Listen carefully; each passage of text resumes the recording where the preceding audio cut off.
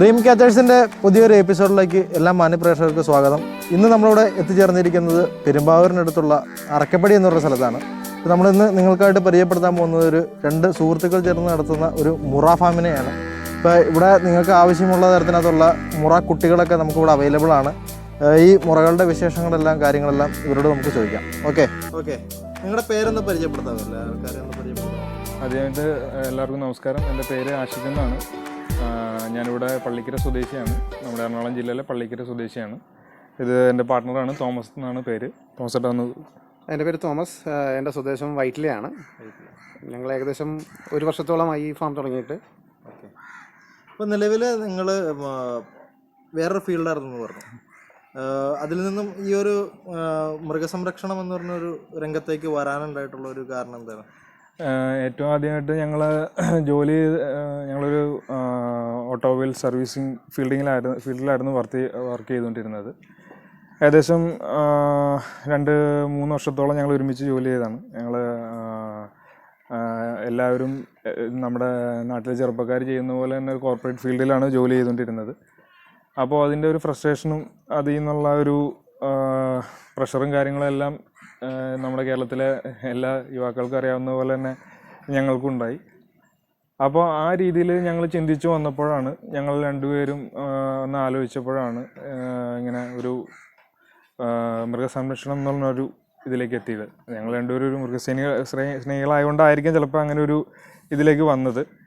അപ്പോൾ അങ്ങനെ തീരുമാനിച്ചപ്പോഴാണ് ഞങ്ങളിങ്ങനെ പോത്ത് എന്ന് പറയുന്നത് നമ്മുടെ കേരളീയരുടെ ഒരു ആഹാര ഭക്ഷണ വിഭവമാണ്.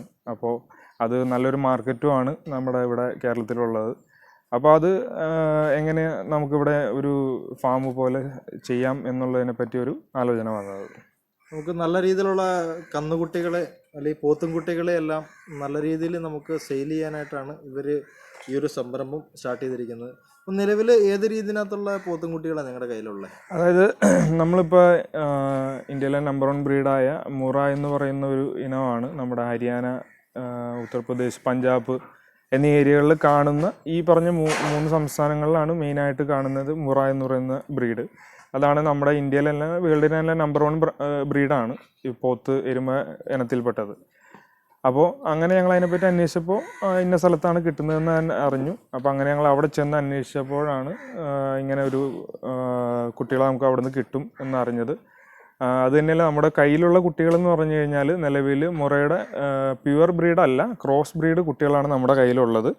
അപ്പോൾ നമ്മുടെ മുറ എന്ന് പറയുന്ന ഇനത്തിൻ്റെ ഒരു വളർച്ച എന്ന് പറഞ്ഞു കഴിഞ്ഞാൽ നിങ്ങൾക്ക് ഇപ്പോൾ നെറ്റിലൊക്കെ ഒന്ന് സെർച്ച് ചെയ്ത് കഴിഞ്ഞാൽ നിങ്ങൾക്ക് അറിയാൻ പറ്റും. കാരണം അതിൻ്റെ സൈസ് എത്രത്തോളം വരുന്നുണ്ടെന്ന്.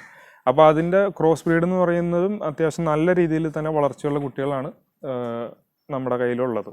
ഓക്കെ,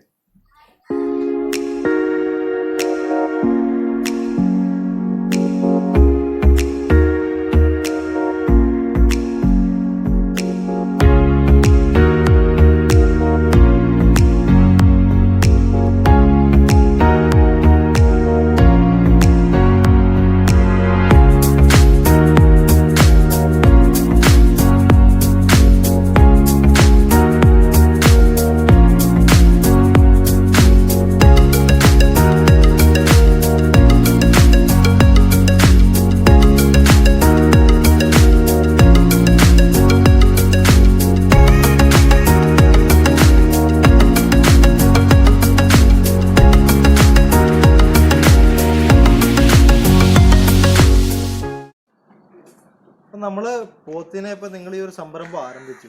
അപ്പം നല്ലൊരു പോത്തുകളെയൊക്കെ നിങ്ങൾക്ക് എവിടെ നിന്നാണ് നിങ്ങൾ ഇതിനെയൊക്കെ ലഭ്യമാക്കിയത്? കേരളത്തിൽ നിന്ന് തന്നെയാണോ അതോ പുറത്തുനിന്നാണോ? അതായത് നമ്മൾ മെയിനായിട്ട് നമ്മൾ ഇതിനെ പറ്റി ചിന്തിച്ച് തുടങ്ങിയപ്പോൾ നമ്മൾ കൂട്ടുകാരുമായിട്ടും അല്ലെങ്കിൽ നമ്മുടെ നാട്ടിലെ ആളുകളൊക്കെ ആയിട്ടും സംസാരിച്ച് കഴിഞ്ഞപ്പോൾ നമുക്ക് പൊതുവേ അതിനെപ്പറ്റി ഒരു അറിവ് കിട്ടിയത് എന്താ വെച്ച് കഴിഞ്ഞാൽ, നമ്മൾ സാധാരണഗതിയിൽ നമ്മുടെ നാട്ടിൽ വളർത്തുന്ന നാടൻ പോത്തുകൾക്ക് പൊതുവെ വളർച്ച എന്ന് പറയുന്നത് ഒരു നിശ്ചിത സമയം കഴിഞ്ഞ് കഴിഞ്ഞാൽ പിന്നെ അതിൻ്റെ മീറ്റിൻ്റെ കണ്ടൻറ്റ് കുറവായിരിക്കും കയറുന്നത് ശരീരത്തിലേക്ക്. അപ്പോൾ അങ്ങനെ ഞങ്ങൾ ഇതിനെപ്പറ്റി അല്ലെങ്കിൽ അന്വേഷിച്ചപ്പോഴാണ് നമുക്കിങ്ങനെ ഒരു മുറ എന്ന് പറയുന്ന ഒരു ഇനത്തിൽപ്പെട്ട കുട്ടികൾ നമുക്ക് അവൈലബിൾ ആണ്. അതിനാണ് ഇപ്പം ഏറ്റവും കൂടുതൽ നമ്മുടെ മീറ്റ് പർപ്പസ് ഏറ്റവും കൂടുതലുള്ളതെന്നാണ് നമ്മൾ മനസ്സിലാക്കിയത്. വളർച്ചാ നിരക്ക് പൊതുവെ മറ്റുള്ള പോത്തുകളെ അപേക്ഷിച്ച് ഇതിന് കൂടുതലായി. അതായത് ഫുഡ് കൺവേർഷൻ റേഷ്യോ നമ്മുടെ സാധാ കുട്ടികളെക്കാളും ഏകദേശം 3 ഇരട്ടിയാണ് ഇത് കാണിക്കുന്നത്.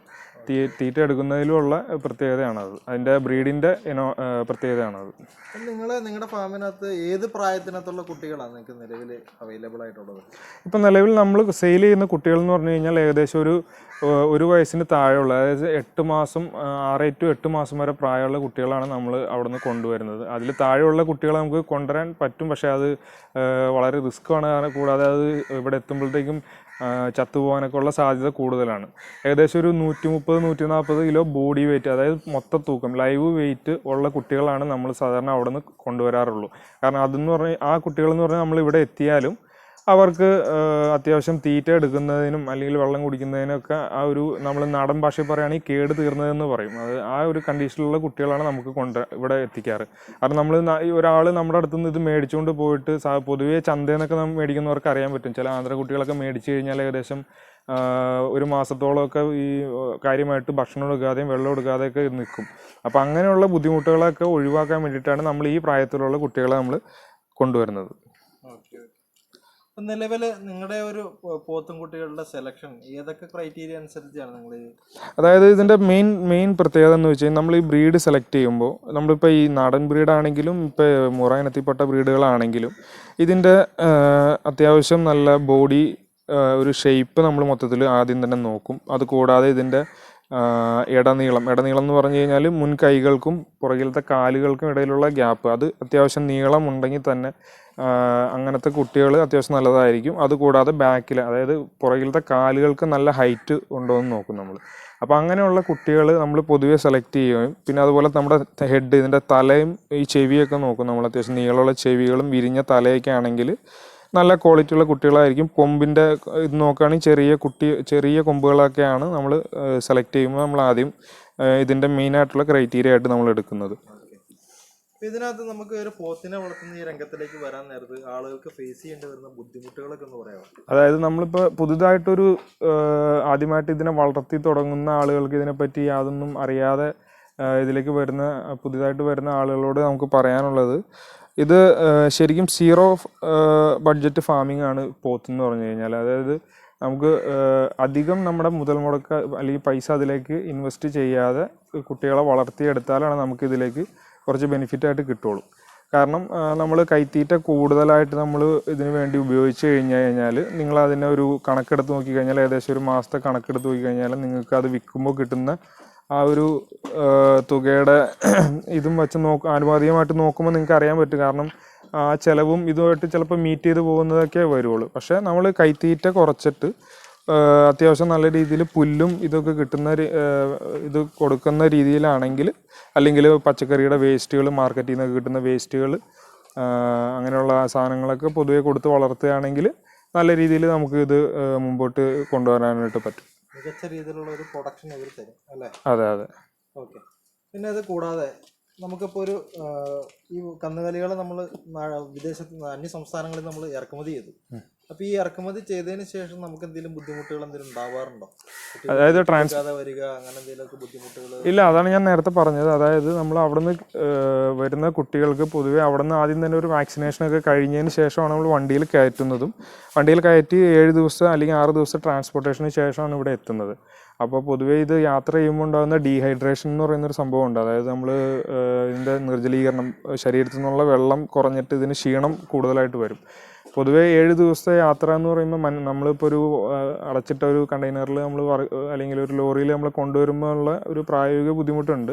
അത് ഒഴിവാക്കാൻ വേണ്ടിയിട്ടാണ് നമ്മൾ ഇതിനെ എല്ലാ ദിവസവും നമ്മൾ വൈകിട്ട് വരെ അല്ലെങ്കിൽ രാവിലെ തുടങ്ങി വൈകിട്ട് വരെ ഒരു പ്രത്യേക സ്ഥലങ്ങളുണ്ട് ഇതിനെ നിർത്താനായിട്ട്. നമ്മുടെ ഈ കൊണ്ടുവരുന്ന ലോറിയിലെ ആളുകൾക്ക് അത് അറിയാം. നമ്മൾ ഓരോ സംസ്ഥാനങ്ങളിലും, നമ്മൾ ഹരിയാനയിൽ നിന്ന് ഇപ്പോൾ കേരളത്തിലേക്ക് എത്തുകയാണെങ്കിൽ ഏകദേശം 6-7 സംസ്ഥാനങ്ങൾ കവർ ചെയ്താൽ വരുന്നത്. അപ്പോൾ ഓരോ സ്ഥലത്തും നമുക്ക് നിർത്താനുള്ള സംഭവങ്ങളുണ്ട്.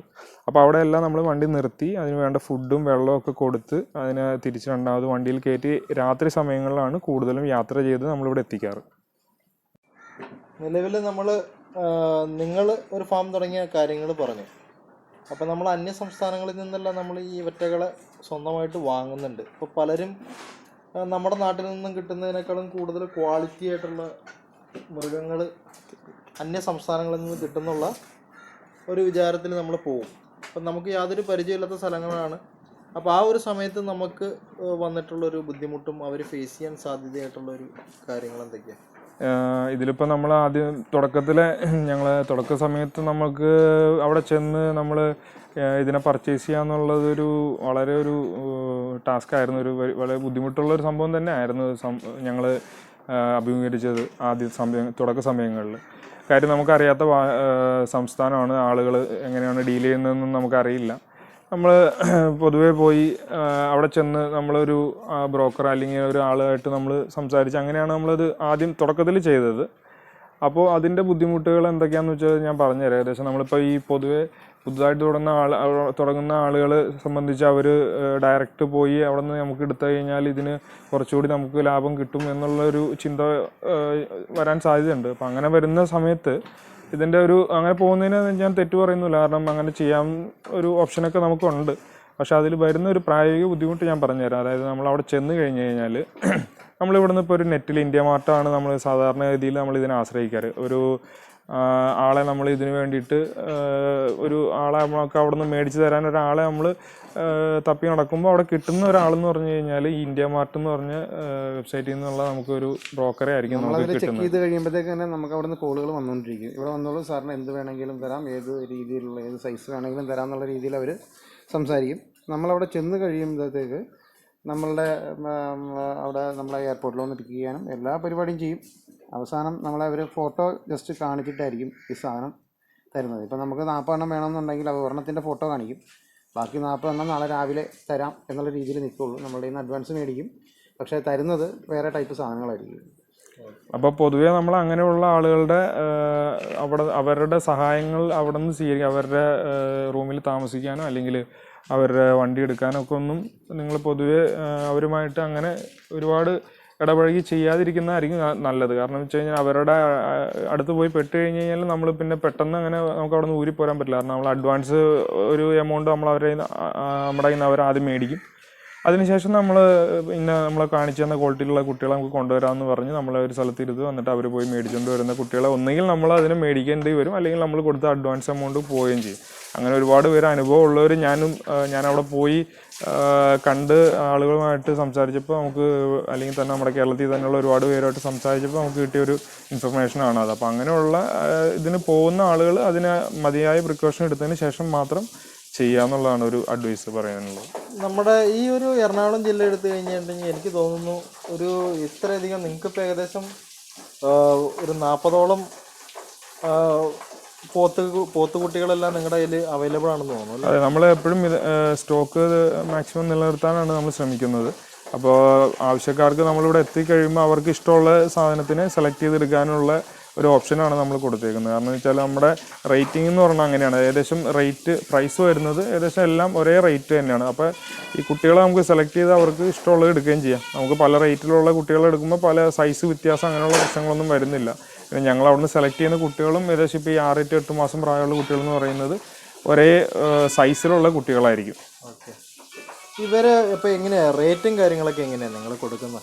അതായത് നമ്മളിപ്പോൾ ഇവിടെ സപ്ലൈ ചെയ്യുന്ന കുട്ടികൾക്ക് 18 തുടങ്ങി 20 വരെയാണ് നമ്മൾ സ്റ്റാർട്ടിങ് റേറ്റിലൊക്കെ കൊടുത്തുകൊണ്ടിരുന്നത്. ഇപ്പോൾ അതിൻ്റെ റേറ്റൊക്കെ നമ്മൾ കുറച്ചുകൂടി അഡ്ജസ്റ്റ് ചെയ്ത് കൊടുക്കുന്നുണ്ട്. അപ്പോൾ ഒരു 18 തുടങ്ങി 17, 18, 19 ആ റേഞ്ചിലുള്ള കുട്ടികളാണ് നമ്മുടെ കയ്യിൽ ഇപ്പോൾ ഉള്ളത്.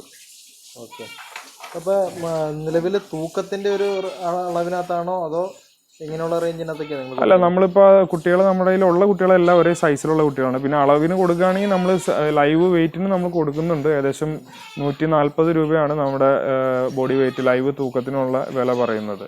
Okay okay. പിന്നെ നിങ്ങളുടെ കയ്യിൽ നിന്ന് ഇപ്പോൾ കുട്ടികളെ വാങ്ങി അപ്പോൾ ഇവർക്ക് ട്രാൻസ്പോർട്ടേഷനൊക്കെ നിങ്ങൾ അറേഞ്ച് ചെയ്ത് കൊടുക്കുന്നു? അതായത് നമുക്കിപ്പോൾ കേരളത്തിലെ എല്ലാ ജില്ലകളിലേക്കും നമുക്ക് ഇവിടെ നിന്ന് വാഹന സൗകര്യം അറേഞ്ച് ചെയ്ത് കൊടുക്കാൻ പറ്റുന്നതാണ്. ഇവിടുന്ന് എങ്ങോട്ട് വേണമെങ്കിലും നമ്മൾ സ്ഥിരമായിട്ട് കുട്ടികളെ വളരെ കെയർഫുള്ളായിട്ട് കൊണ്ടുവന്ന് അവരുടെ സ്ഥലങ്ങളിൽ എത്തിച്ചു കൊടുക്കുന്ന ഉത്തരവാദിത്തമുള്ളതാണെങ്കിൽ ഒരു ബൾക്ക് ഓർഡർ ആണെങ്കിൽ നമ്മൾ ഡയറക്റ്റ് ആ വണ്ടി വരുന്നത് അവിടെ നിന്ന് വരുന്ന ലോഡ് അങ്ങനെ തന്നെ അവരുടെ ഫാമിലേക്ക് ഇറക്കി കൊടുക്കും.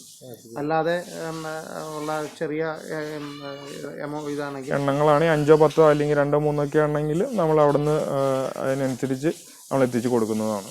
ഓക്കെ, അപ്പം നിങ്ങൾ ഈ കന്നുകുട്ടികളെല്ലാം വാങ്ങിക്കൊണ്ട് വന്നു. അപ്പം നിങ്ങൾ ഇവിടെ ടെമ്പററി ഷെൽട്ടേഴ്സൊക്കെയാണ് അറേഞ്ച് ചെയ്തിരിക്കുന്നത്. അപ്പോൾ ഇവരുടെ പരിചരണങ്ങളും കാര്യങ്ങളൊക്കെ എങ്ങനെയാണ് നിങ്ങൾ കൊടുത്തുകൊണ്ടിരിക്കുന്നത്? അതായത് ഇപ്പോൾ നമ്മൾ സെയിൽ പർപ്പസിനാണ് ഇവരെ കൊണ്ടുവരുന്നത്. അതായത് നമ്മൾ വളർത്തുന്ന ഒരു അറേഞ്ച്മെൻറ്റ്സ് അല്ല നമ്മളിട്ട് ചെയ്തേക്കുന്നത്, ടെമ്പററി ആയിട്ടുള്ള ഒരു ഷെൽട്ടറിങ് ആണ്.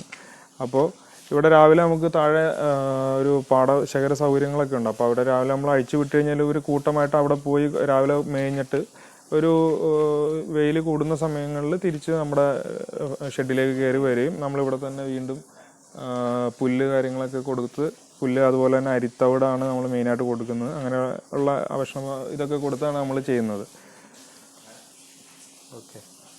അപ്പോൾ നമുക്ക് ഇപ്പോൾ ഇവരെ ട്രാൻസ്പോർട്ട് ചെയ്ത് കൊണ്ടുവരാൻ നേരത്ത് ഇവരുടെ വെറ്റിനറി ചെക്കപ്പ് അങ്ങനെയുള്ള കാര്യങ്ങളെല്ലാം കഴിഞ്ഞിട്ടല്ലേ സർട്ടിഫൈഡ്? അതെ തീർച്ചയായിട്ടും നമ്മൾ അവിടെ നിന്ന് വാക്സിനേഷൻ കാര്യങ്ങളൊക്കെ ചെയ്തതിന് ശേഷമാണ് നമ്മൾ ഇങ്ങോട്ട് ട്രാൻസ്പോർട്ട് ചെയ്യാൻ പറ്റുള്ളൂ. അപ്പം നിങ്ങൾ ഇതിനെ സെയിൽ ചെയ്തിട്ടുണ്ട്. അപ്പോൾ അവരുടെ എല്ലാം കൊടുത്തിട്ടുള്ള ആളുകളുടെ ഭാഗത്തു നിന്നുള്ള ഒരു പ്രതികരണം കാര്യങ്ങളൊക്കെ? നല്ലൊരു പ്രതികരണമാണ് ഞങ്ങൾക്ക് കിട്ടിയേക്കുന്നത് ഇത് ഇന്ന് വരെ. അതുകൊണ്ടാണ് നമ്മൾ ഇങ്ങനെ മുമ്പോട്ട് പോകാനുള്ള ഒരു കാരണം വെച്ച് കഴിഞ്ഞാൽ നമ്മളിപ്പോൾ ഒരു പുതിയൊരു ലോഡ് വരുമ്പോൾ നമ്മൾ ആളുകളെ അറിയിക്കുമ്പോൾ തന്നെ നമ്മളെ ആദ്യം വിളിക്കുന്നതെന്ന് പറഞ്ഞു കഴിഞ്ഞാൽ നമ്മൾ കൊടുത്ത ആളുകളാണ്. കാരണം അവർക്ക് കൊണ്ടുപോയിട്ട് നമുക്കൊരു റിസൾട്ട് ഉണ്ടായിട്ടുണ്ട് എന്നുള്ളതിൻ്റെ ഒരു തെളിവാണ് നമ്മളെ തിരിച്ച് വിളിക്കുക എന്നുള്ളത്. കാരണം അവർ ഉദ്ദേശിച്ചതിലൊക്കെ ഒരുപാട് പെട്ടെന്ന് നമുക്ക് വളർച്ച കിട്ടുന്നുണ്ട് എന്നുള്ളൊരു അറിവിൻ്റെ ബേസിലാണ് അവർ നമ്മളെ വീണ്ടും വിളിക്കുന്നത്.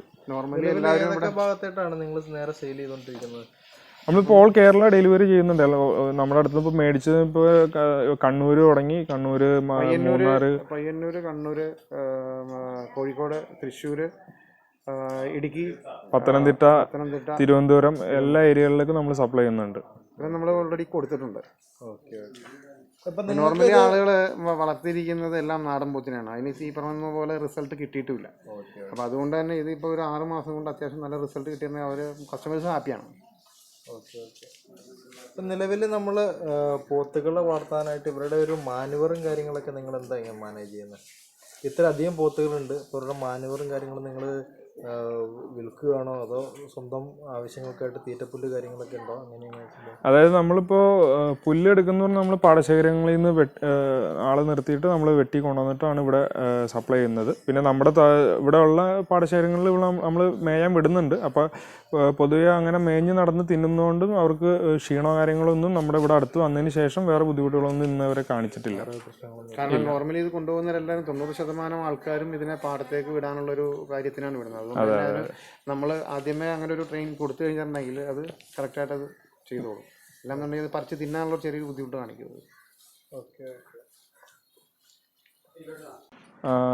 നമ്മുടെ ഫാമിൽ തന്നെയുള്ള വേറൊരു സൗകര്യം എന്ന് പറഞ്ഞു കഴിഞ്ഞാൽ നമുക്ക് അത്യാവശ്യം കറവ പശുക്കൾ ആളുകൾക്ക് സപ്ലൈ ചെയ്യുന്ന ചെറിയൊരു സജ്ജീകരണം കൂടി നമ്മളിവിടെ ചെയ്തിട്ടുണ്ട്. അതിൻ്റെ കാര്യങ്ങൾ നോക്കുന്നത് നമ്മുടെ ഇവിടുത്തെ തന്നെ അബു എന്ന് പറഞ്ഞിരിക്കുകയാണ്.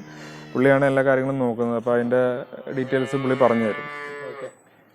ഇപ്പൊ ഏതൊക്കെ തരത്തിനകത്തുള്ള പശുക്കളാണ് കൂടുതലുള്ള? ഏത് ഇനത്തിൽപ്പെട്ട? ജെയ്സി, HF ഒക്കെയാണ് കൂടുതലും വരുന്നത്. ഇപ്പൊ കറവയ്ക്ക് പാകമായിട്ടുള്ള പശുക്കളാണ് കൂടുതലും അല്ലേ? കൂടുതലും പിന്നെ പ്രസവം അടുത്തിരിക്കുന്ന പശുക്കൾ, അങ്ങനെയുള്ള വിവിധ ആവശ്യങ്ങൾക്കുള്ള ആളുകളായിരിക്കും. പല രീതിയിലുള്ള, ചിലർക്ക് പ്രസവിച്ച് കഴിഞ്ഞിട്ട് മതിയായിരിക്കും, ചിലർക്കാണെങ്കിൽ പ്രസവിക്കുന്നതിന് മുമ്പ് തന്നെ മേടിക്കാനുള്ള രീതിയിലുള്ള ആളുകളുണ്ടാവും. അപ്പോൾ അങ്ങനെയുള്ള ആളുകൾക്ക് ഏത് രീതിയിലുള്ള കുട്ടികളാണെങ്കിലും പശുക്കളാണെങ്കിലും നമ്മൾ ഇവിടുന്ന് സപ്ലൈ ചെയ്യുന്നുണ്ട്. പിന്നെ പോരാത്തതിന് നമുക്കിപ്പോൾ നിങ്ങൾ ഏത് പ്രായത്തിനകത്തുള്ള കന്നുകാലികളാണ് ഇപ്പം നിലവിൽ കൊടുക്കാനൊക്കെ ആയിട്ടുള്ളത്? ഞങ്ങളിത് വാങ്ങിച്ച് വിൽക്കുകയാണ്. അപ്പം എല്ലാ തരത്തിലുള്ളതുണ്ടാവും. ആദ്യത്തെ പ്രസവം, രണ്ടാമത്തെ പ്രസവം, മൂന്നാമത്തെ പ്രസവം വരെയുള്ള എല്ലാ ടൈപ്പിലും പല പാലിൻ്റെ അളവ് പല രീതിയിലായിരിക്കും. അപ്പോൾ ഇടക്കറവ് പശുക്കളും ഉണ്ടാവും, ചെറിയ രീതിയിൽ വീട്ടാവശ്യങ്ങൾക്ക് വേണ്ടിയിട്ട് മേടിക്കാനുള്ളവർക്ക് ഉണ്ടാവും, അല്ലെങ്കിൽ ഫാമുകളിലേക്ക് മേടിക്കാനുള്ളവരുണ്ടാവും. അങ്ങനെയുള്ള പല രീതിയിലുള്ള പശുക്കളെ നമ്മൾ ഇവിടുന്ന് സപ്ലൈ ചെയ്യുന്നുണ്ട്. നമ്മളിപ്പോൾ ഇവിടെ നിന്ന് മേടിച്ചു കൊണ്ടുവന്ന് ഇവിടെ നിർത്തിയിട്ട് ആളുകൾ ഇവിടെ നിന്ന് മേടിച്ചുകൊണ്ട് പോകുന്നുണ്ട്. അത് കൂടാതെ നമുക്ക് ഓർഡർ അനുസരിച്ച് നമ്മൾ ഈറോഡിൽ നിന്നും കൃഷ്ണഗിരിയിൽ നിന്നൊക്കെ നമ്മൾ കൊണ്ടുവന്ന് കൊടുക്കാറുണ്ട്. ഓക്കെ. അപ്പം നിലവിലുള്ള 3 പൈക്കൾക്കും കുട്ടിയുണ്ടല്ലേ? അതെ കുട്ടികളും കുട്ടിയുള്ളതാണ്. അപ്പം നിങ്ങൾ കറവ കാര്യങ്ങളെല്ലാം ചെയ്യുന്നുണ്ടോ? എല്ലാം ഉണ്ട്. നമ്മൾ രാവിലെ സമയത്ത് കറവ എടുക്കുന്നുണ്ട്, അതുപോലെ തന്നെ ഉച്ചയ്ക്കും കറന്ന് പാല് സപ്ലൈ ചെയ്യുന്നുണ്ട്.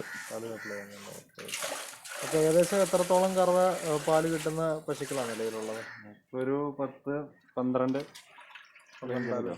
നമ്മുടെ നാട്ടിൽ നിന്ന് തന്നെയാണോ ഇപ്പോൾ ഈ നിൽക്കുന്ന പശുക്കൾ? നാട്ടിൽ നിന്ന് കർഷകർ വളർത്തിക്കൊണ്ടിരുന്നതായിരിക്കും. അതെ അതെ, നമ്മൾ വീടുകളിൽ നിന്നൊക്കെ മേടിക്കും. പിന്നെ പുറം പശുക്കൾ ആവശ്യമുള്ളവർക്ക് അവിടെ നിന്ന് നമ്മൾ എത്തിച്ചു കൊടുക്കുന്നു. ഈറോഡ്, കൃഷ്ണഗിരിയൊക്കെ നമ്മൾ എത്തിച്ചു കൊടുക്കുന്നുണ്ട്.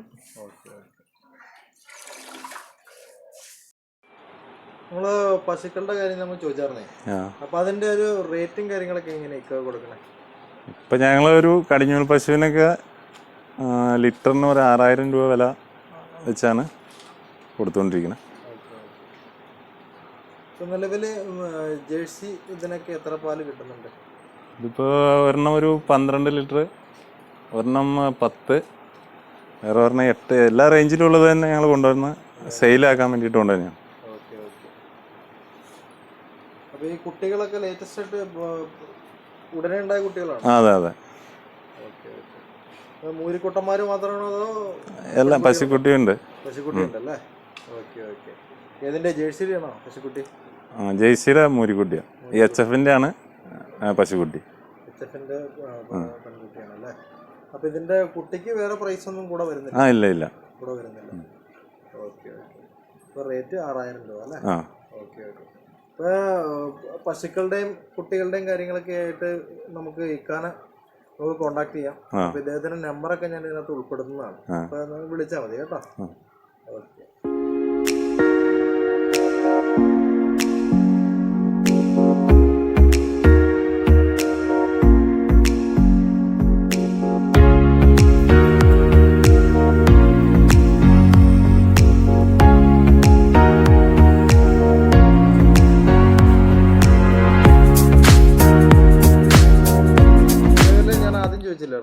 ചാണകത്തിന്റെ കാര്യങ്ങളൊക്കെ, അപ്പൊ ഇതൊക്കെ നിങ്ങൾ എന്താ ചെയ്യുന്നത്? ഇത് നമ്മളിപ്പോൾ ഇതിന്റെ വേസ്റ്റ് മാനേജ്മെന്റ് എന്ന് പറഞ്ഞു കഴിഞ്ഞാൽ നമ്മൾ ചാണകം നമ്മൾ ഒരു താഴെ ഒരു കുഴിയിൽ സ്റ്റോർ ചെയ്തിട്ട് നമ്മൾ സാധനം ഉണക്കിയിട്ട് നമ്മൾ ഒരു പ്ലെയിൻ ഏരിയയിലിട്ട് ഉണക്കിയിട്ട് നമ്മൾ സിറ്റി ഏരിയയിലേക്കൊക്കെ നമ്മൾ ചാക്കുകളിലായിട്ട് സപ്ലൈ ചെയ്യുകയാണ്. അതായത് ഈ ഓർഗാനിക് ഫാമുകളിലേക്കും അതുകൂടാതെ ചെറിയ ചെറിയ ഫാമുകളിലേക്കൊക്കെ ആളുകൾ മേടിച്ച് പോകുന്നുണ്ട്. നമുക്കൊരു 40 കിലോത്തിൻ്റെ 45 കിലോത്തിൻ്റെ ചാക്കിന് ഏകദേശം 300 രൂപയോളാണ് നമ്മൾ വില വരുന്നത്. അപ്പോൾ ആ രീതിയിൽ നമ്മൾ സപ്ലൈ ചെയ്യുന്നുണ്ട്. അപ്പോൾ അത് ഒരു വരുമാനമായിട്ട് ഞങ്ങൾ ഇതിൽ കിട്ടുന്നുണ്ട് ഞങ്ങൾക്ക്. ഇത് കന്നുകാലികളെ നമ്മളിപ്പോൾ വാങ്ങിക്കൊണ്ട് പോയി കഴിഞ്ഞിട്ടുണ്ടെങ്കിൽ ഇവരുടെ ഒരു ആരോഗ്യ പരിരക്ഷ കാര്യങ്ങളൊക്കെ ഉണ്ടല്ലോ. അപ്പൊ ഇത് വാങ്ങിക്കൊണ്ട് പോകുന്നവർക്ക് കൊടുക്കാൻ പറ്റുന്ന അഡ്വൈസും കാര്യങ്ങളൊക്കെ ഒന്ന് പറയാമോ? അതായത് ഇപ്പോൾ നമുക്ക് ഇത് മേടിച്ചുകൊണ്ട് പോകുന്ന ആളുകൾ പ്രധാനമായിട്ടും നമ്മൾ നോക്കേണ്ട ഒരു കാര്യം എന്ന് പറഞ്ഞു കഴിഞ്ഞാൽ, കുട്ടികളെ നമ്മളെ എങ്ങനെ മികച്ച രീതിയിൽ നോക്കുന്നു ആ രീതിയിലായിരിക്കും നമുക്ക് റിസൾട്ടും കിട്ടുന്നത്. അതായത് ഇതിനെ കുളിപ്പിക്കുന്നതും അല്ലെങ്കിൽ ഇതിനെ നന്നായിട്ട് നോക്കുന്നതൊക്കെ ഇതിൻ്റെ ഒരു പ്രധാനപ്പെട്ട ഘടകം തന്നെയാണ്. കുളിപ്പിക്കുക എന്ന് പറഞ്ഞു കഴിഞ്ഞാൽ നല്ല രീതിയിൽ രാവിലെയും വൈകിട്ടും നല്ല രീതിയിലൊന്ന് കുളിപ്പിച്ച് കഴിഞ്ഞ് കഴിഞ്ഞാൽ തന്നെ പോത്തിന് ശരിക്കും നല്ലൊരു ഉണർവ് കിട്ടുമെന്നാണ് പണ്ടുള്ള കാരണന്മാർ പറഞ്ഞുള്ളൊരു അറിവാണ്. പക്ഷേ നമുക്ക് ഞങ്ങളത് ചെയ്തു നോക്കിയപ്പോൾ അങ്ങനെ നമുക്കും ഒരു ഫീൽ ചെയ്ത കാര്യമാണത്. അപ്പോൾ അങ്ങനെ ഒരു കാര്യം ചെയ്യുക. പിന്നെ അത് കൂടാതെ നമ്മൾ തീറ്റ പരമാവധി ഈ പറഞ്ഞ പോലെ നിങ്ങൾക്ക് കൊടുക്കാൻ പറ്റുന്നതിൻ്റെ മാക്സിമം തീറ്റ നമുക്ക് ഇതിന് കൊടുക്കണം. കാരണം ഇതിന് വേറെ നമുക്ക് പാലിൻ്റെ പർപ്പസ് ഒന്നുമില്ല. നമുക്കിതിൻ്റെ മെയിനായിട്ടുള്ളത് എന്ന് പറഞ്ഞാൽ മീറ്റാണ്. അപ്പോൾ അതിൻ്റെ ബോഡിയിൽ ഏറ്റവും കൂടുതൽ മീറ്റ് കയറുക എന്നുള്ളതിൻ്റെ ഒരു ഉദ്ദേശമാണ് നമുക്കുള്ളത്. അപ്പോൾ അത് ചെയ്യാൻ പറ്റുക എന്നുള്ളതാണ് മെയിനായിട്ടുള്ള കാര്യം. അപ്പോൾ അങ്ങനെയുള്ള ഞാൻ നേരത്തെ പറഞ്ഞ പോലെ ഈ നമുക്ക് സീറോ ബഡ്ജറ്റിങ്ങുള്ള കാര്യങ്ങൾ നമുക്ക് മാക്സിമം യൂട്ടിലൈസ് ചെയ്യുക അതിന് വേണ്ടിയിട്ട്. ഇപ്പോൾ പച്ചക്കറിയുടെ വേസ്റ്റ് ആണെങ്കിലും വലിയ വലിയ മാർക്കറ്റുകളിൽ നിന്നൊക്കെ ഇഷ്ടംപോലെ വേസ്റ്റുകൾ, പഴത്തിൻ്റെ വേസ്റ്റുകൾ, അങ്ങനെയുള്ള സാധനങ്ങളൊക്കെ നമുക്ക് കിട്ടും. അപ്പോൾ അതൊക്കെ നമുക്ക് പരമാവധി യൂസ് ചെയ്തിട്ട് വേണം ഇത് നമ്മൾ പരിപാലിച്ചൊരു അത്യാവശ്യം നല്ല രീതിയിൽ ഇത് ചെയ്യാൻ വേണ്ടിയിട്ട്. പിന്നെ ഇതിൻ്റെ ഒരു വിപണനം എന്ന് പറയുമ്പോൾ നമ്മൾ പരമാവധി ഒരു സീസൺ ഉണ്ട്. പ്രത്യേകിച്ച് നമ്മുടെ പെരുന്നാൾ സമയങ്ങളിലൊക്കെയാണ് ഏറ്റവും കൂടുതൽ നമുക്ക് ഇതിൻ്റെ വില കിട്ടുന്നത്. അപ്പോൾ അങ്ങനെയുള്ള സമയങ്ങളിൽ പരമാവധി ഇത് വിൽക്കാൻ ശ്രമിക്കുന്നതായിരിക്കും നല്ലത്. അപ്പോൾ അങ്ങനെയാണ് നമുക്ക് ഏറ്റവും കൂടുതൽ വില കിട്ടുന്നത്. പിന്നെ നമുക്ക് പറയാനുള്ളത് വേറെ ഇതിൽ പുതിയതായിട്ട് കടന്നു വരുന്ന ആളുകളോടൊരു ഇതെന്ന് പറഞ്ഞു കഴിഞ്ഞാൽ, ഇപ്പോൾ നമ്മൾ പൊതുവേ ആളുകൾ ഫാമിംഗ് എന്ന് പറയുമ്പോൾ പശു ഫാമാണ് മെയിനായിട്ട് നമ്മൾ, അല്ലെങ്കിൽ പാലിൻ്റെ ഒരു ഉൽപ്പാദനമാണ് ആദ്യം നമ്മുടെ മനസ്സിലേക്ക് വരുന്നത്. പക്ഷേ നമ്മളിപ്പോൾ പുതിയതായിട്ട് തുടങ്ങിയ ആളുകളോട് ചോദിച്ചു കഴിഞ്ഞാൽ അറിയാൻ പറ്റും അതിൻ്റെ ഉള്ള ബുദ്ധിമുട്ടും കാര്യങ്ങളൊക്കെ ഉണ്ട്. അപ്പോൾ അതിനുമായിട്ട് നമ്മൾ ഇനീഷ്യലി നമുക്ക് അങ്ങനെ ഒരു ആഗ്രഹം തോന്നി പെട്ടെന്ന് ചാടി പുറപ്പെട്ട് തുടങ്ങി കഴിഞ്ഞ് കഴിഞ്ഞാൽ ഒരു പരാജയത്തിലേക്ക് വരാൻ സാധ്യതയുള്ളൊരു ഫാമാണ്. ഒരു ഫീൽഡാണ് മറ്റേ ഈ ഡയറി ഫാമിംഗ് എന്ന് പറഞ്ഞാൽ. അതിനെ വെച്ച് നോക്കുമ്പോൾ നമുക്ക് പോത്തെന്ന് പറയുന്നത് പ്രത്യേകിച്ച് അങ്ങനെ പശുക്കളെ നോക്കുന്ന അത്രയും ബുദ്ധിമുട്ട് നമുക്ക് ഈ പോത്തിൻ്റെ പരിപാലനത്തിൽ വരുന്നില്ല. പശുക്കളെന്ന് പറഞ്ഞു കഴിഞ്ഞാൽ പെട്ടെന്ന് അസുഖങ്ങൾ വരുന്നതും അങ്ങനെ വളരെ കൊച്ചു കുട്ടികളെ നമ്മൾ ശ്രദ്ധിക്കുന്ന പോലെ തന്നെ ശ്രദ്ധിച്ചില്ലെങ്കിൽ പെട്ടെന്ന് അസുഖങ്ങൾ വരുന്നതാണ് ഈ പശുവിൻ്റെ ഫീൽഡ്. അതേസമയം പോത്തുകളെ സംബന്ധിച്ചാണെങ്കിൽ അങ്ങനെ പ്രത്യേകിച്ച് ഒരു അസുഖങ്ങൾ എന്ന് പറഞ്ഞു കഴിഞ്ഞാൽ തന്നെ വളരെ കുറവാണ്. ആകെയുള്ളത് നമുക്ക് ചെയ്യാനുള്ളതെന്ന് പറഞ്ഞു കഴിഞ്ഞാൽ വിരയുടെ ഗുളികകൾ സമയാസമയങ്ങളിൽ കൊടുത്ത് അതിൻ്റെ ആ ഒരു വളർച്ചേനെ ത്വരിതപ്പെടുത്തുക എന്നുള്ള ഒരു ഇത് മാത്രമേ അതിൻ്റെ അകത്തുള്ളൂ. വേറെ അങ്ങനെ പ്രത്യേകിച്ച് ഒരു അസുഖങ്ങൾ കാര്യങ്ങളൊന്നും വരുന്നില്ല. പിന്നെ ഇതിൻ്റെ ഒരു നമുക്ക് പ്രാഥമികമായിട്ട് എന്തെങ്കിലും ബേസിക് ആയിട്ടുള്ള അസുഖങ്ങളൊക്കെ ഒന്നും നമുക്ക് ഇങ്ങനെ തിരിച്ചറിയാൻ പറ്റും? അതായത് ഇപ്പം അസുഖങ്ങൾ എന്തെങ്കിലും അല്ലെങ്കിൽ ചെറിയ പനി അല്ലെങ്കിൽ മൂക്കൊലിപ്പ് അങ്ങനെയുള്ള ഇതൊക്കെ വന്നു കഴിഞ്ഞാൽ മെയിനായിട്ട് നമ്മൾ നോക്കേണ്ടത് ഇതിന് പോത്തിൻകുട്ടി അയ വെട്ടുന്നുണ്ടോ എന്നുള്ളത് നമ്മൾ ചെക്ക് ചെയ്യണം. അയ വെട്ടാതെ വേറെ നിൽക്കുകയാണെങ്കിൽ നമ്മൾ ഒരു എന്തെങ്കിലും അസുഖം ഉണ്ടെന്നുള്ളതിൻ്റെ ഒരു ചെറിയൊരു ലക്ഷണമാണ് അത് കൂടാതെ നമ്മുടെ മൂക്കിൻ്റെ മുൾഭാഗം വേർതിരിപ്പുണ്ടോ എന്ന് നോക്കണം. അങ്ങനെ വേർതിരിപ്പില്ലെങ്കിൽ അത് എന്തെങ്കിലും ഒരു അസുഖത്തിൻ്റെ ഒരു ലക്ഷണമായിട്ട് നമ്മൾ കണക്കാക്കണം. അങ്ങനെ എന്തെങ്കിലും ഒന്ന് കണ്ടു കഴിഞ്ഞാൽ ഒന്നെങ്കിൽ നമുക്ക് അറിവുള്ള ഒരാളെ വിളിച്ച് കാണിക്കുകയോ അല്ലെങ്കിൽ ഡോക്ടറെ കാണിക്കുകയോ എന്തെങ്കിലും ചെയ്താലാണ് നമുക്ക് ബാക്കി കാര്യങ്ങൾ അറിയാൻ പറ്റുള്ളൂ. നമ്മുടെ ഇന്നത്തെ ഒരു എപ്പിസോഡ് നമുക്ക് വൈൻഡപ്പ് ചെയ്യാം. അപ്പം നിങ്ങൾക്ക് നല്ല ഇനം പോത്തുംകുട്ടികളെ കാര്യങ്ങളെല്ലാം വാങ്ങാനായിട്ട് ഇവരെ കോൺടാക്റ്റ് ചെയ്യുക. ഇവരുടെ കോൺടാക്ട് നമ്പറും കാര്യങ്ങളെല്ലാം നമ്മൾ വീഡിയോയ്ക്ക് ഉടനീളം നമ്മൾ ആഡ് ചെയ്യുന്നതാണ്. പിന്നെ പോരാത്തതിന് നമ്മുടെ ഒരു സപ്പോർട്ട് എന്ന് പറഞ്ഞിട്ടുണ്ടെങ്കിൽ നിങ്ങളുടെ ഒരു ലൈക്ക്, സബ്സ്ക്രിപ്ഷൻ അങ്ങനെയുള്ള കാര്യങ്ങളെല്ലാമാണ്. അപ്പം നമ്മുടെ ചാനലിനെ നല്ലപോലെ നിങ്ങൾ സപ്പോർട്ട് ചെയ്യുക. നമ്മൾ ഇതിലും നല്ല നല്ല വീഡിയോസും കാര്യങ്ങളുമായിട്ട് വീണ്ടും നമ്മൾ കണ്ടുമുട്ടുന്നതാണ്. അപ്പോൾ അതുവരെ എല്ലാവർക്കും നമസ്കാരം. നമസ്കാരം.